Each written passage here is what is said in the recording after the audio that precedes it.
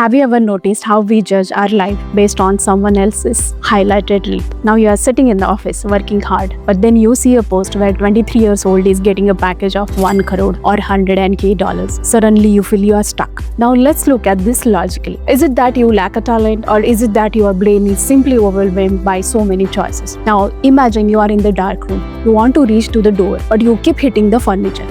Running faster won't help. You will just hurt yourself more. What you need is a flashlight. Now today I am going to show you a flashlight 4-step framework, that is a 4P challenge. First P, purpose. The story of a fake goal. Now the first step is a purpose. Now I'm not going to talk about some spiritual or magical purpose. I'm going to talk about a clear and very rational motivation. Psychologically, your brain is very efficient with the energy. If your goal is vague, like I want to be a successful, your brain will not give you the energy. But because it doesn't understand what this success look like.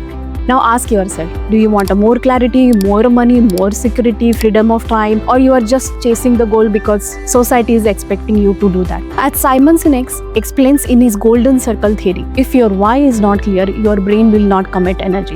Ask yourself, do I want this because I want this, or because I am afraid of looking unsuccessful to my relatives? If your purpose is fake, your motivation will be low. Second P is positivity. It's your fear versus your logic. Now the second step, positivity, but I'm not talking about the toxic positivity, where you pretend everything is perfect when the things around you are on the fire. I'm talking about brain chemistry. Now in India, we are often taught to work out of a fear. Fear of exam, fear of society, but biologically fear triggers the amygdala, which is actually shutting down your prefrontal cortex. This is a part of the brain that is responsible for logic and smart decisions. When you are stressed, you cannot think clearly. Let's understand this with an example. Think like you are driving on a long road. You are staring at a low fuel light which is on your dashboard. You will get panicked and will not drive safely probably. Now if you want to listen to a good radio station, that will make your journey manageable. You don't need a fake happiness. You just need one logical reason to enjoy your work. It may be the skill that you are learning, or it may be a teammate that you are liking. This lowers your cortisol and unlocks your brain to see next big opportunity. It's not a magic, it's a science, so that you can look at the things very positively. Third P is person. Now many of you think sometimes you are overconfident that I can solve my problems alone. Now let's look at the history. Steve was a technical guy,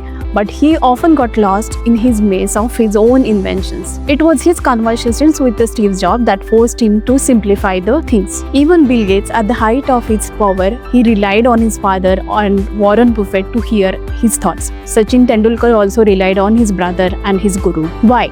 Because all these thoughts are 3D webs. When you think silently, your brain skips over the gaps in your logic. But the moment you start explaining to the next person, you are forced to make it very simple and straightforward, and then you will get answers on your own. Software engineers have a concept called as a rubber duck debugging. They explain their code to a literally plastic duck. In between, they realize that, oh, I got it, it was some mistake. I don't need a person to give an answer, but you need something that will mirror you. Fourth P is progress. The power of 1%. Finally, we have a progress. Most people quit because they are trying to fix everything in their life quickly. They want instant results or something big bang happening. But the real logic is different. Now look at the math. If you improve just 1% every day, by the end of the year, it will be 37% better. This is called as a compound effect. Stop trying to do something that is sudden. Instead, define a one small win. It may be just spending 15 minutes learning something new. It may be looking like a small, but it will release the dopamine, which is a fuel that will give a kind of a sense of achievement, and it will motivate you to take the next steps. So friends, the conclusion is very simple.